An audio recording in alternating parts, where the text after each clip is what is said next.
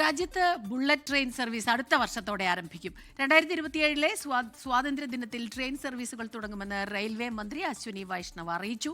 ആദ്യ Vande Bharat sleeper train ഗുവാഹത്തിയിൽ നിന്ന് കൊൽക്കത്തയിലേക്ക് ഉടൻ സർവീസ് തുടങ്ങുമെന്നും മന്ത്രി പ്രഖ്യാപിച്ചു. മുംബൈക്കും അഹമ്മദാബാദിനും ഇടയിലുള്ള രാജ്യത്തെ ആദ്യ ബുള്ളറ്റ് ട്രെയിൻ ഇടനാഴി അടുത്ത വർഷത്തോടെ പ്രവർത്തന സജ്ജമാകും. 2027 ഓഗസ്റ്റ് 15-ന് ഇന്ത്യയിലെ ആദ്യ ബുള്ളറ്റ് ട്രെയിൻ സർവീസ് നടത്തുമെന്ന് റെയിൽവേ മന്ത്രി അശ്വിനി വൈഷ്ണവ് പ്രഖ്യാപിച്ചു. ബുള്ളറ്റ് ട്രെയിൻ ഇടനാഴി ഘട്ടം ഘട്ടമായാകും കമ്മീഷൻ ചെയ്യുക. ആദ്യഘട്ടത്തിൽ സൂറത്ത് ബിലിമോറ പാതയും തുടർന്ന് വാപ്പി സൂറത്ത് പാതയുമാകും സജ്ജമാകുക. മൂന്നാം ഘട്ടത്തിൽ താനെ അഹമ്മദാബാദ് പാതയിൽ സർവീസുകൾ ആരംഭിക്കും. 2029 ഡിസംബറോടെ പദ്ധതി പൂർണ്ണ സജ്ജമാകും. 508 കിലോമീറ്റർ നീളമുള്ള മുംബൈ അഹമ്മദാബാദ് അതിവേഗ റെയിൽവേ പാതയിൽ മുംബൈ, താനെ, വിരാർ, സൂറത്ത്, ബറൂച്ച്, വഡോദര, ആനന്ദ്, അഹമ്മദാബാദ്, സബർമതി എന്നിങ്ങനെ 12 സ്റ്റേഷനുകളാകും ഉണ്ടാകുക.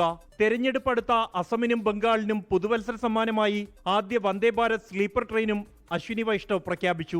ഗുവാഹത്തിയിൽ നിന്നും കൊൽക്കത്തയിലേക്കുള്ള വന്ദേ ഭാരത് സ്ലീപ്പർ ട്രെയിൻ പ്രധാനമന്ത്രി നരേന്ദ്രമോദി ഉടൻ ഫ്ളാഗ് ഓഫ് ചെയ്യുമെന്നും റെയിൽവേ മന്ത്രി അറിയിച്ചു. 24 ഡൽഹി.